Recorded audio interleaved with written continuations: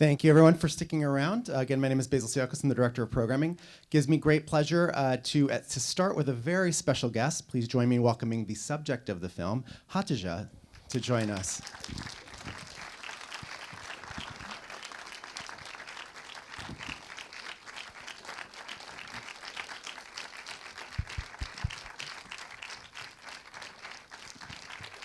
And we also have the directors coming up as soon as they are here. They'll join us up as well. Welcome. Thank you for being here.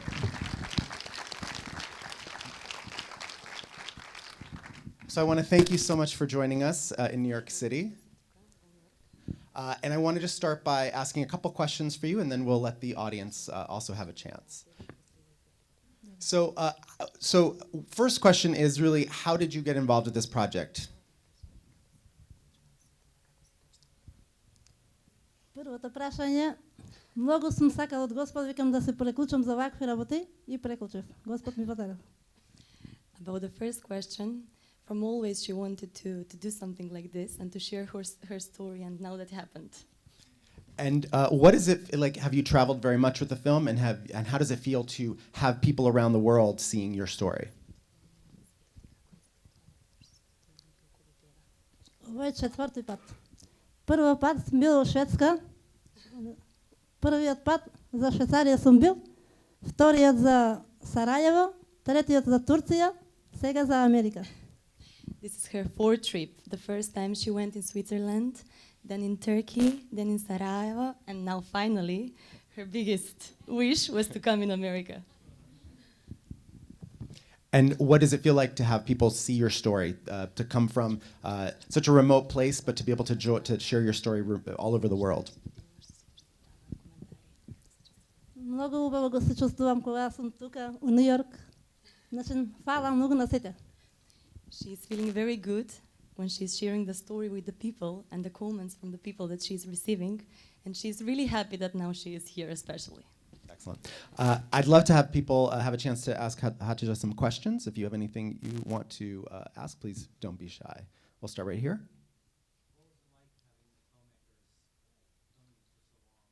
So what was it, the question was, what was it like to have her followed by filmmakers for such a long time period?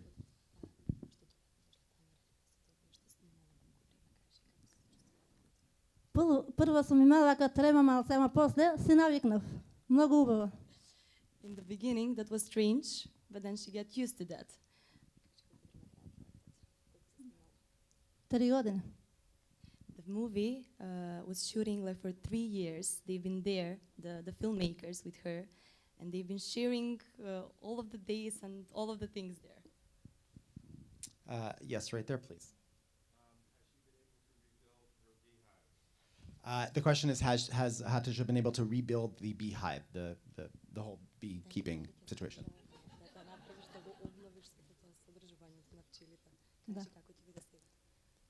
Ќе продолжам понатаму. Уште подобро сакам да направам. Now she will continue to work with the bees, and even she will upgrade the business doing that. That's great. Yes, please.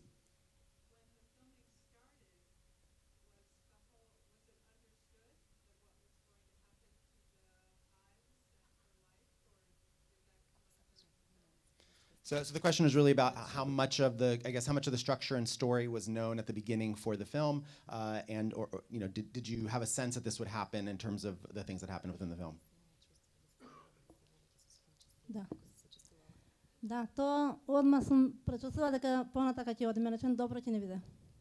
From always she had like a feeling that this is going to be a good thing, and actually now they succeed in that.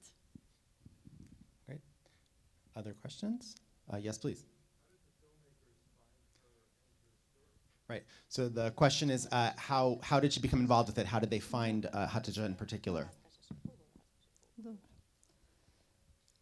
Кога дојде на од почетокот, ја не знаеше што ќе беше, викам, и сета приказката мојта го раскажав и они прифатиле тоа. When they came from the beginning, they said that they want to shoot the movie. And she said that she really want to share the movie. And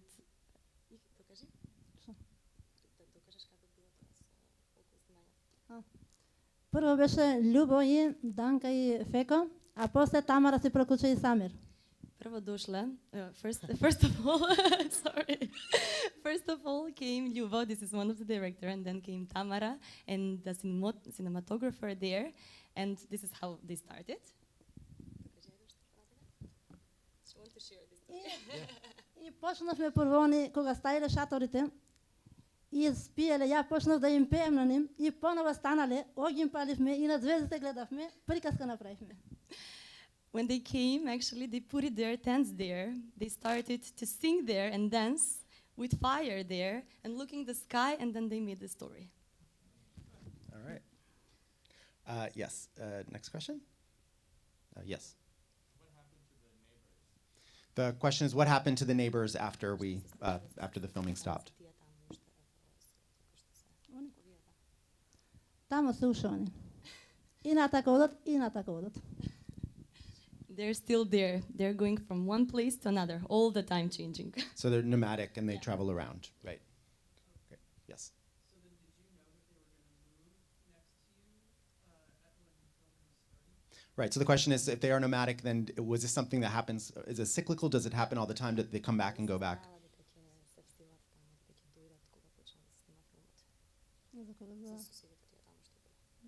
То не съм дочекувал. She didn't know about that. She didn't know about that at the time. So, In that time, no. yeah. Okay. Other questions? Yes. Did she often share her knowledge of beekeeping? It seems like it's the way she does things is a really effective way to do it. I'm just curious if other people have come to learn and been more receptive, perhaps, to the lessons. You probably heard that one as a good projection. But the question is really about whether she shares her beekeeping knowledge outside of the, within the community and outside of it to share what is so successful.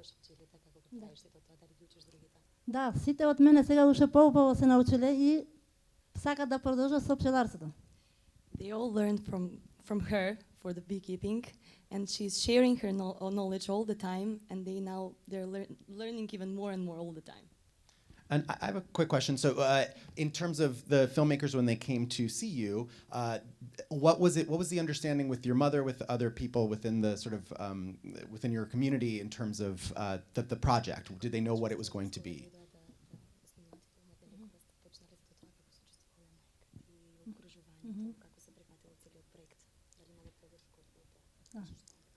Първо, и ние не знаехме што ќе се случи.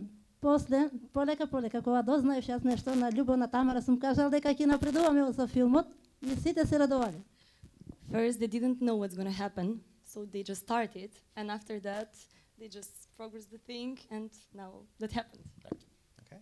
Yes. It seems like you're a good role model for the children and they really like you. Have you thought about maybe adopting a child? So the question is about her ability to connect with the children. It was a good role model for the children. Has she ever thought of adopting any children? За мен?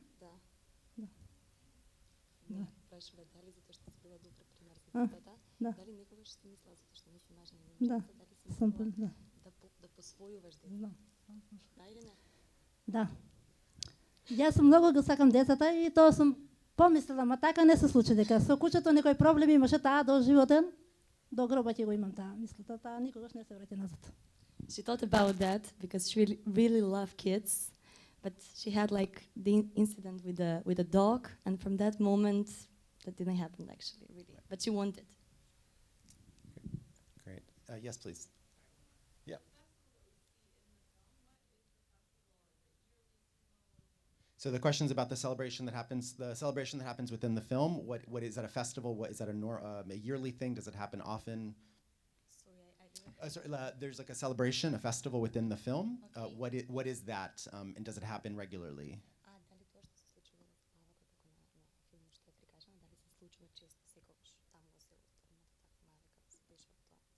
Сега, прво. Сега, да. Да.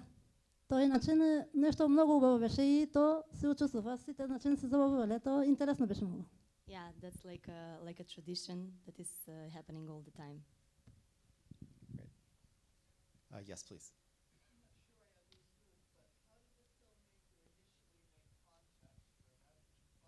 Right. Right. So the question is really the basic origins. Did the okay, yes. That's more for the filmmakers. Okay. She's knowing only her part. Sure. Because they came there and actually they saw the whole. Do they the want to whole join situation. us? 2 minutes away. Okay, so Okay. we might find out in a couple minutes. So just give us a second on that one. Here they are. Okay, so please welcome the filmmakers to join us. Lujomir Stefanov and Tamara Kotevka. And I believe we also have the cinematographer joining us. Yes, okay, and that's Samir Yuma. So I'm gonna actually make space. There we go. Perfect. So thank you very much for joining us. So we've had a nice conversation so far with Hatidze, but some questions around the film and sort of, can you tell us a little bit about how you met? Did you go out looking for somebody to be in the film? Had you met her already and wanted to tell her story? Tell a little bit about the origins. We started this story as a 3-month research in the area of central Macedonia around the river Pregalnica. And we first discovered the beehives. And from there, all this story happened. When we started asking the locals who made them, they brought us to her. Got it. Perfect. And then we have to ask about the cinematography because the film is beautiful. So can you talk a little bit about sort of your approach and sort of, were you doing it all alone? You were there, how often were you there? Talk a little bit about sort of the process of filming. Right. It took us 100 of shooting days, approximately, within 3 years of shooting. The conditions were, from this perspective, something that we will wish. So no electricity, which helped us to do maximum with the available light we had. So the interior scenes, night scenes, were mostly candle lights and oil lamps, which was very challenging because the equipment, the cameras that we had and the lenses, we were really worried because we were really on the edge. Otherwise, for example, some of the scenes, Hatidze will never have 2 candles. Mm-hmm. She'll, use only one. Right. But then that was not enough for us, so we will have one more candle, and just to make sure you see the movie. Otherwise, it will be radio drama, Right. That's great. Yes, please, right here. There was a lot of coverage for this entire movie in 100 days. It's crazy. Like, what convinced you to get so much coverage, and how did you back up all those files every day? So let me just quickly repeat it. So the question is there's so much coverage, which for non-filmmakers, just a lot of things were being shot. So what convinced you to shoot so much, and how did you back up so much if there was issues with electricity and power? I would say it's about addiction. Look, our first intention was to shoot for 6 months first. That was our budget. That was our plan. So how we were getting into the story, we tried to spread or to expand as we can the production and the time for shooting. So having in mind that we were filming on DSLRs, we were making backup on the PCs and on the hard drives that we were bringing with us for only 3 to 4 days because there is no electricity, and back home after that. Great. Oh, yes. But also that's very good because we were 2 cinematographers, so we know because of the conditions we couldn't spend more time, and the equipment we had, like batteries and the memory cards. Even if we had more memory cards, you cannot bring so many laptops to make a backup. So 2 cinematographers, we could cover enough from different angles if we are shooting something which is a bigger scene or something that can happen and we really need to do, or we can split, so 1 director and 1 cinematographer will go and work with the kids and the family in the neighborhood, and the rest will stay with Hatidze and her mother. And if it's something really happening, director will jump and will call the others, and we will continue shooting.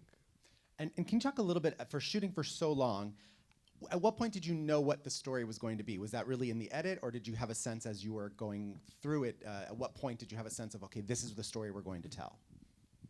This happened after 6 months of shooting, and basically when the family arrived. Right. By that moment, we had some ideas where this story will go, but we were not sure about that. We wanted to experiment more with style, but once they arrived and we decided to follow them, it was pretty clear. We made one storyline, very simple storyline that we want to follow, and in the next 2 years, we were just focused on that. Please. It's about the conflict and the development of the story later, but regarding the point of the film, Hatidze's motto, half for me, half for you, it was clear from the beginning because we shot this scene on the first week of shooting. Got it. Right. Love to open it up to further questions if you have them. Yes, please.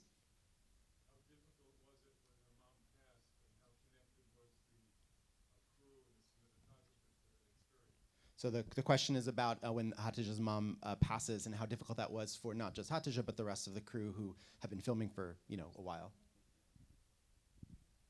Okay, the whole filming was during the 3 years. After that, we went through the editing stage, and her mother died while we were in the advanced stage of editing. It was winter. She called us. We were in contact as we are now almost every day, and those 2 or 3 weeks we were aware that she is going worse and worse, and one day she called us and said she's dying, and me and the other cinematographer, Femi Daud, who is not here now, went there. At that time we didn't have a terrain vehicle, so we were driving from Skopje to the last village where we can, which we can reach by car, and from there through the night, through snow, to the village. Hatidze by walking.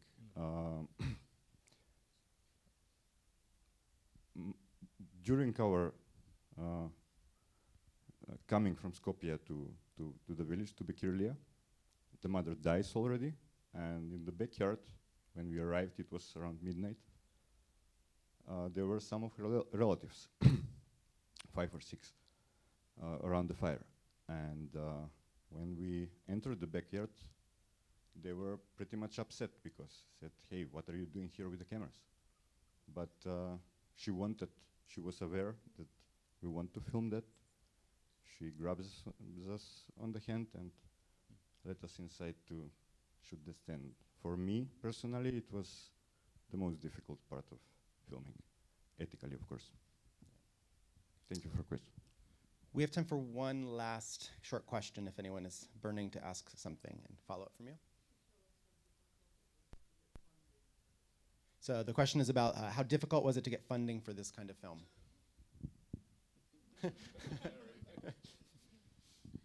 This film is shot with 50,000 euros around, 2.5 or 3 years of shooting, and all in all, it's about 170,000 with post production. So all the financing came after, all the financing after production came because of the material we had, and because it started gaining awards and funding and funds. I hate to have to wrap it up, but we do have to. Oh yeah, one last thing. Yes. I just wanted to regarding your question, we had one scene. Maybe you noticed that we used only one same song, "You Are So Beautiful," in 2 scenes. Actually, the original song was in the first scene when she's with the kids, and that was in the dialogue, so we couldn't cut it and put it something else. So we needed to pay to buy the rights for that song, and we couldn't afford to buy the rights for the original song, which we caught it inside, and we decided, okay, yeah, we have to do this. So it's really difficult to secure the funding for documentaries, especially from where we are coming. So thank you so much for joining us. I'm sorry we have to break it up, but big round of applause for all of you for helping do the Q&A here and for bringing Honeyland to Dakinoisi. Thank you so much. Thank you. Thank you very much. Oh, no.